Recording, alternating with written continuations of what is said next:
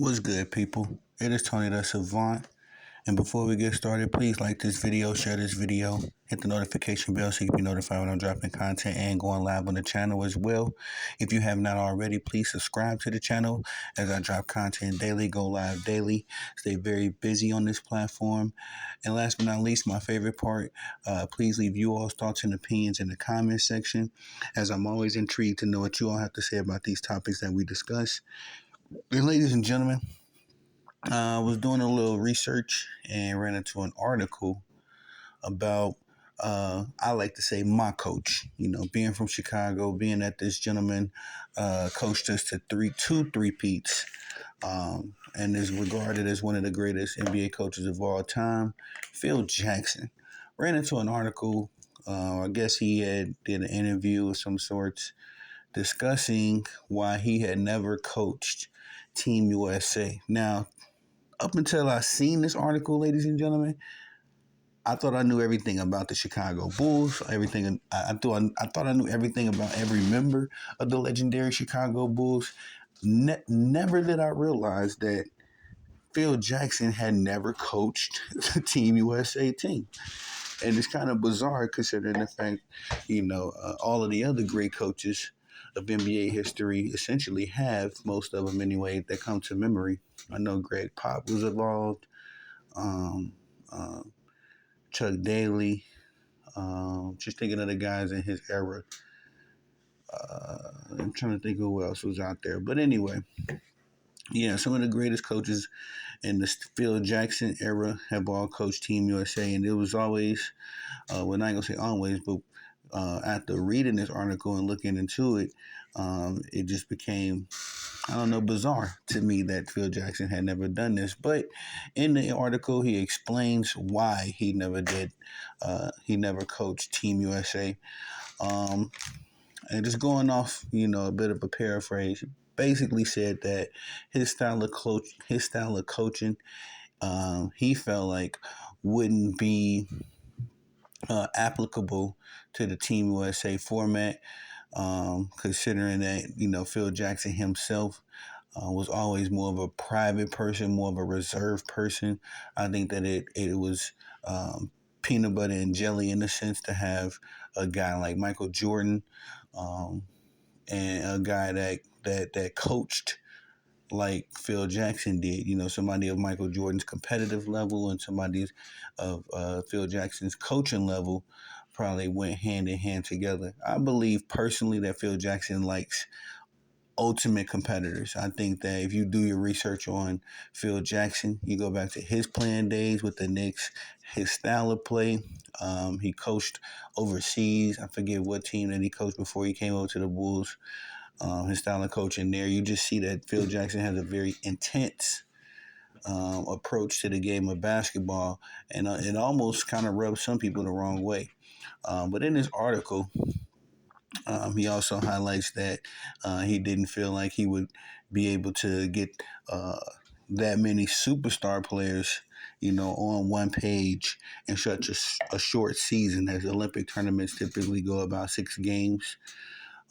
He just didn't feel like he can get a team acclimated to the Team USA format in that time frame, which is a bit kudos to him, to notice that he, despite how great he was in a particular area, he noticed that even in that area where his flaws where his flaws laid. And so, yeah, I mean, he had an opportunity to coach the year 2000 Olympics team, which he kindly turned down for those reasons.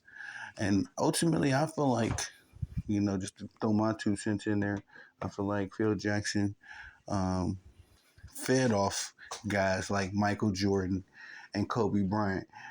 Just that old school, dog mentality.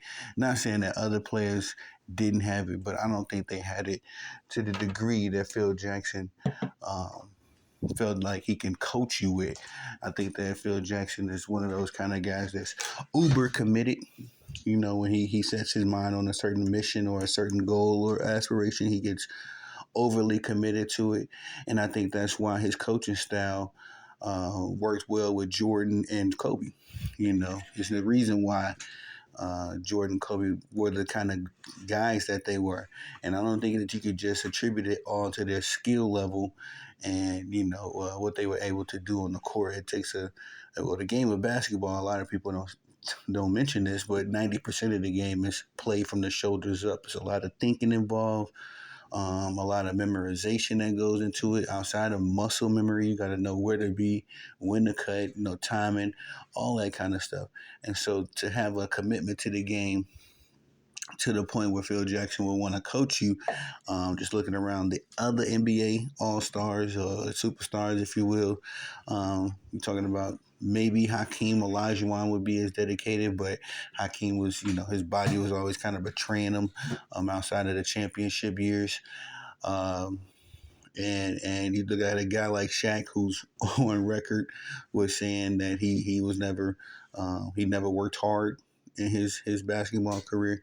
So you're looking at these guys, and maybe in 2000 you get Kobe to go. This before the championship runs, so maybe you don't.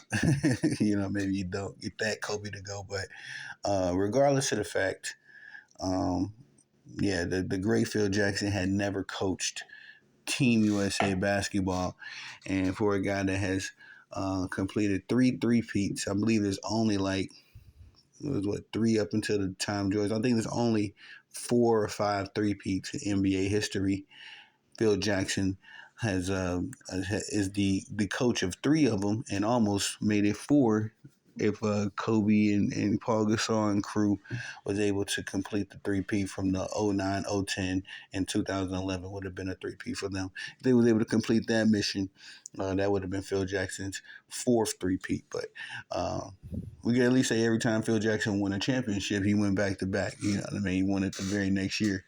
But anyway, yeah, man. When I looked into that, when I seen that article, I had to click on and read it and look a little further into it because me personally, as a Chicago Bulls fan, especially, growing up as a '90s kid and during the heart of the Chicago Bulls dynasties, I thought I did all of the research. I knew everything I needed to know about the Chicago Bulls. Here is a new bit of information. I hope this video was good for y'all. It was fun even doing research into this because, I love the old NBA, man. I love reading old stories. I love when NBA players share their insights and say, the NBA world, locker room, all that kind of stuff. I love that kind of stuff. So to hear Phil Jackson speak on this, it was very exhilarating for me personally. But y'all tell me what y'all think about it in the comment section. Please like this video, share this video. Hit the notification bell so you can be notified when I'm dropping content and going live on the channel.